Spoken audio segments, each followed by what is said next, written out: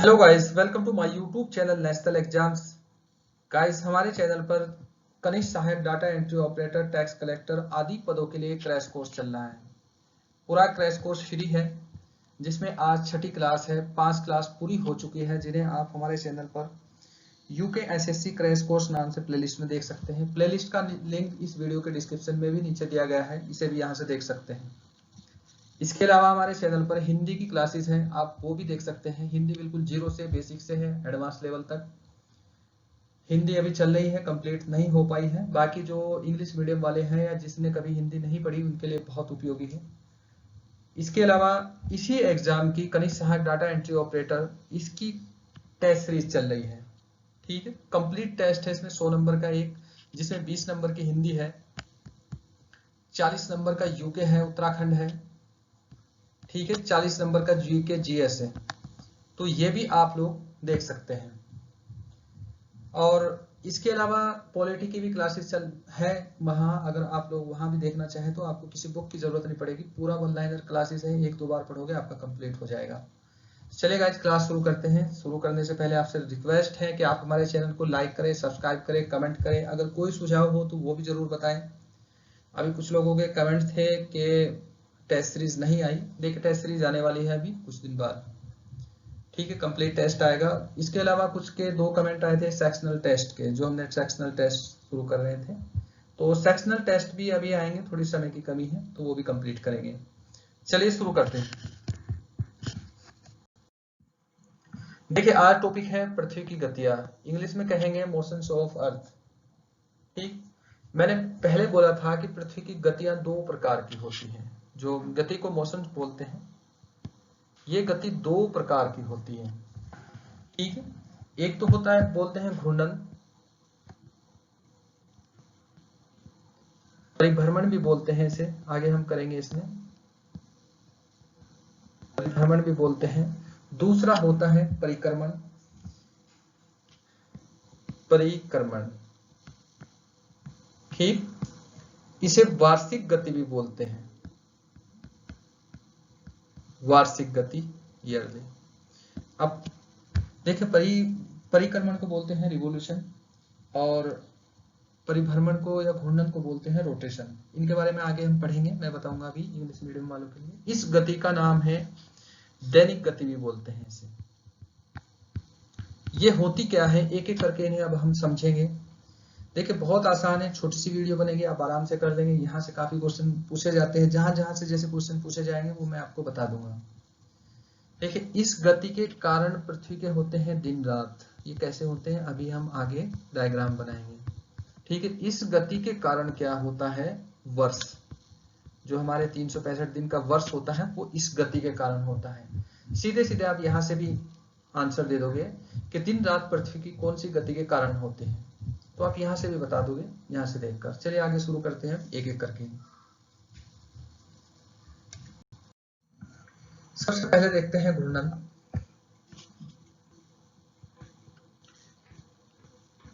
घूर्णन इंग्लिश में बोलेंगे इसे रिवोल्यूशन, सॉरी रोटेशन।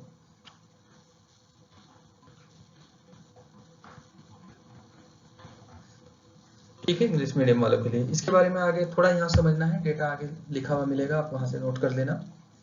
देखिए, ये क्या होती है, पृथ्वी की दैनिक गति होती है। मैंने पहले आप लोगों को बताया था कि पीछे भी बताया कि पृथ्वी 2 प्रकार से घूमती है। ये घूर्णन का मतलब होगा पृथ्वी खुद घूमती है, यानी कि ये एक पृथ्वी गोले के जैसी है, ये खुद घूम रही है ऐसे। ठीक, इसे बोलते हैं हम घूर्णन, परिभ्रमण बोलते हैं, दैनिक गति भी बोलते हैं। मैंने पहले ही बताया था कि पृथ्वी 360 डिग्री घूमती है डेली 24 घंटे में, यानी कि ये एक सांस देशांतर ऐसे थे। ये उत्तरी ध्रुव था, नॉर्थ पोल, और ये नीचे था साउथ पोल। तो ये पूरब से, सॉरी पश्चिम से पूरब की ओर घूमती है पृथ्वी। तो इसका मतलब ये एक चक्कर पूरा लगाती है, किसमें, एक दिन में, 24 घंटे में एक चक्कर पूरा करती है। तो जो हिस्सा सूर्य के सामने होता है वहां तो दिन होता है, और जो पीछे होता है वहां रात होती है। इसलिए 12 घंटे का दिन, 12 घंटे की रात होती है। हाँ, दिन रात छोटे बड़े होते हैं, उसके कारण अलग होगा। और इसमें एक चीज और है, देखो रेगुलर क्लास तो है नहीं, लेकिन अगर रेगुलर क्लास में डिटेल से समझाया जाता है। इसमें एक चीज हो रहा है कि पृथ्वी ऐसे ये झुकी हुई है इस तरीके से 23.5 डिग्री। ये उत्तरी ध्रुव है यानी कि नॉर्थ पोल यहाँ, और ये दक्षिण ध्रुव है। ठीक है, ये आगे इसका एक डायग्राम अभी दिखाऊंगा मैं आपको। मान लो कि ये यहाँ ऐसे बनी हुई है यहाँ, और यहाँ है सन। तो सन का प्रकाश तो जो सूर्य के सामने होगा, पृथ्वी कैसे घूम रही है इसके चारों ओर ऐसे। आगे अभी एक पिक्चर दिखाता हूं आपको। तो सन का जो प्रकाश, जो सन के सामने पृथ्वी का हिस्सा होगा वहां तो दिन होगा, क्योंकि पृथ्वी घूम रही है पश्चिम से पूरब की ओर। तो ऐसे घूमती घूमती आएगी ये गोल गोल। तो ये इसके हिस्से बदलते रहेंगे, जहां जैसे घूमती रहेगी, जहां सुबह होगी तो धीरे धीरे करके वहां 12 बजेंगे, फिर दोपहर का समय होगा, फिर धीरे धीरे करके शाम होगी, फिर रात हो जाएगी। यानी कि अर्थ घूम रही है। हमें लगता है कि सूरज घूम रहा है, सूरज अपनी जगह है, केवल पृथ्वी घूम रही है। ये इतना आप लोगों को समझना है। इसी कारण, इसी से दिन रात होते हैं, और दिन रात छोटे बड़े भी इसी के कारण होते हैं। देखिए, दिन रात छोटे बड़े का होने का एक और अलग कारण है। जैसे मैंने आप लोगों को बताया था, पीछे से थोड़ा सा पिछला आपका रिपीट कराता हूँ। ये पृथ्वी है यहाँ, ये मैंने बताया था 0 डिग्री देशांतर। ये बताया था मैंने यहाँ कर्क रेखा 23.5 डिग्री पर है। पिछली वीडियो में बता दिया था, जिन लोगों ने नहीं देखी पीछे देख लें। और ये है मकर रेखा। ये जो निचला हिस्सा था ये तो दक्षिण ध्रुव है, यानी कि साउथ पोल। ठीक है, ये दक्षिण ध्रुव है यहाँ, ये उत्तरी ध्रुव है। ये इतना आप लोगों को इतना समझ लेना है। सूर्य क्या रहता है कि इन दोनों के बीच में रहता है, कर्क रेखा और मकर रेखा के बीच में। ठीक, 21 मार्च को सूर्य यहाँ होता है विषुवत रेखा पर। विषुवत रेखा से धीरे धीरे ये चलना शुरू होता है, कहाँ, कर्क रेखा तक। कर्क रेखा तक जाता है ये, 21 जून की स्थिति आएगी। इसी कारण उत्तरी ध्रुव में 21 जून को सबसे बड़ा दिन होता है। इसके बाद सूर्य फिर धीरे धीरे इधर से चलना शुरू होता है, ये आता है विषुवत रेखा पर यहाँ। यानी कि 21 मार्च और 23 सितंबर को सूर्य कहाँ रहेगा, विषुवत रेखा पर। फिर यहाँ से धीरे धीरे दक्षिण की ओर जाएगा, देखिए यहाँ से, ठीक, यहाँ आएगा, तो यहाँ से फिर वापिस ये यहाँ जाएगा इधर, यानी कि सूर्य इसके बीच में रहेगा। तो जैसे ही सूर्य अगर उत्तरी ध्रुव में होगा, उत्तरी ध्रुव यानी कि ऊपर होगा, तो वहां उत्तरी ध्रुव में दिन बड़े होंगे, 12 घंटे से बड़े का दिन होगा। अगर दक्षिण ध्रुव में होगा तो दक्षिण ध्रुव में दिन बड़े होंगे और उत्तरी ध्रुव में दिन छोटे होंगे। ठीक है, इसलिए रात दिन छोटे बड़े होते हैं। ये किस कारण से होते हैं, पृथ्वी के झुके होने के कारण। ये बहुत डिटेल से थोड़ा सा कई क्लास में खत्म होगा, तो यहाँ आपको थोड़ा समझना पड़ेगा, क्योंकि क्रैश कोर्स है ये। अब चलो इसका डेटा देखते हैं। आपसे क्वेश्चन कई बार पूछा गया है कि निम्न में से पृथ्वी की कौन सी गति के कारण दिन रात होते हैं। ठीक है, घूर्णन के कारण होते हैं, परिक्रमण के कारण होते हैं, परिभ्रमण के कारण होते हैं, या दोनों के कारण होते हैं। तो ये ऐसा होता है, इसे हम आगे करते चलेंगे। चलो अब इसके बारे में कुछ डेटा देखते हैं। एक पिक्चर देखते हैं पहले, फिर डेटा देखते हैं। देखो, ये है पृथ्वी ऐसे झुकी हुई, ये यहाँ 23.5 डिग्री झुकी हुई है, यहाँ आप देख सकते हैं लंब में। और ये सूर्य का प्रकाश है इतना। यहाँ देखो पृथ्वी कैसे घूम रही है, ये एरो दिखा रहा है यहाँ ऐसे। ये इधर रात है, इधर दिन है सामने। ये हिस्सा है, देखो यहाँ इधर छाया है, पीछे की साइड छाया है यहाँ। तो यहाँ तो रात है और यहाँ है दिन।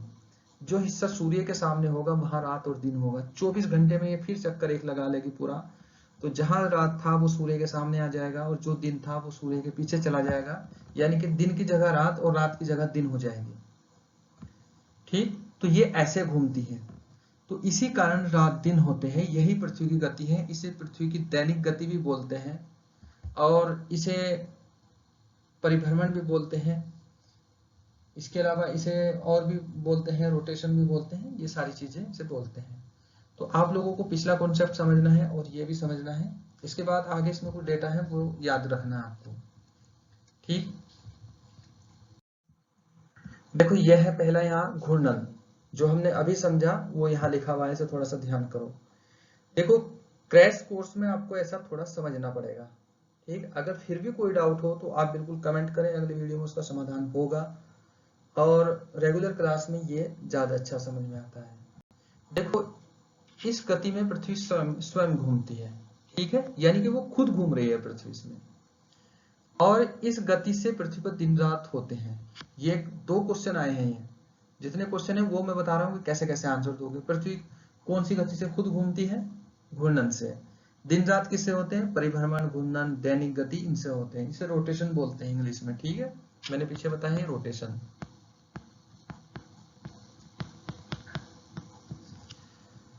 और इसके अलावा पृथ्वी अपने अक्ष पर 23.5 डिग्री झुकी हुई है।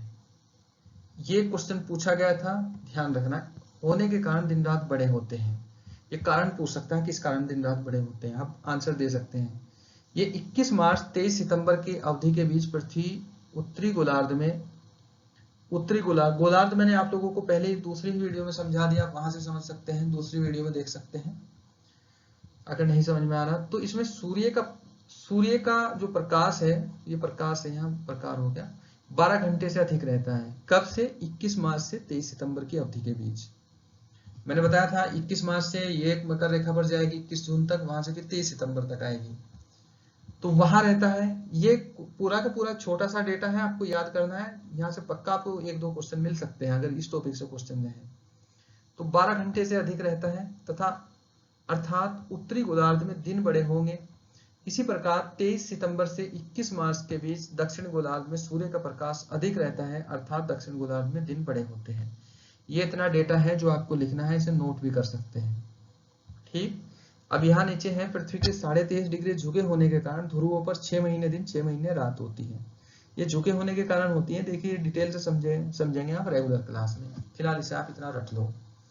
तो ये एक गति थी जो आप लोग समझ गए। अब चलो अगली गति देखते हैं कौन सी है, ठीक है। अगली गति है रिवॉल्यूशन, उसे करते हैं। देखिए इसका नाम है परिक्रमण। दूसरी जो गति है इसे बोलते हैं परिक्रमण, वार्षिक गति भी बोलते हैं और इसे रिवॉल्यूशन भी बोलते हैं,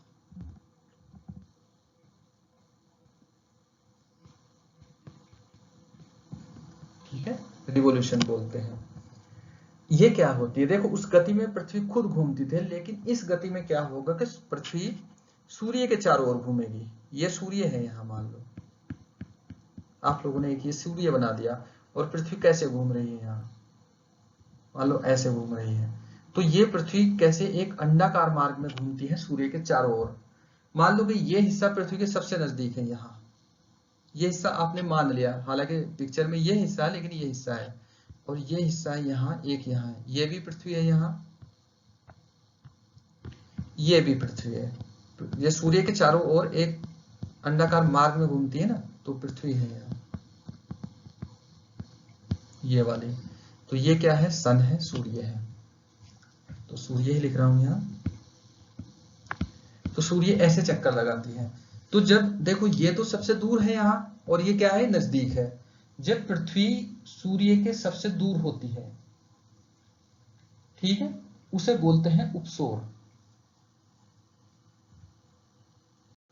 सॉरी, जब पास होती है तो उसे बोलते हैं उपसौर, ठीक है। तो जब देखो यहां पास है सूर्य के पास, तो इसे आप बोलोगे उपसौर, ठीक। और जब सबसे दूर होती है तो उसे बोलते हैं अपसौर। तो इस कंडीशन को बोलते हैं आप अपसौर। यह क्वेश्चन पूछा जाता है कि किस स्थिति में कि जो पृथ्वी सूर्य से दूर या पास रहती है। तो ये जो उपसौर होता है ये 3 जनवरी को होता है, ठीक है। तो इसे आप लिखेंगे यहां, ये 3 जनवरी में होगा। और अपसौर कब होगा? 4 जुलाई में, ठीक। तो ये भी आपको याद रखना है, ये क्वेश्चन में पूछा गया है कई बार, उपसौर अपसौर इसके बारे में। ये पृथ्वी की गतियां हैं। देखो 2 प्रकार की गति थी, एक तो अर्थ क्या घूमती है, खुद घूमती है, एक लगाती है खुद चक्कर। आपको आंसर इस डायग्राम के आधार पर देनी है।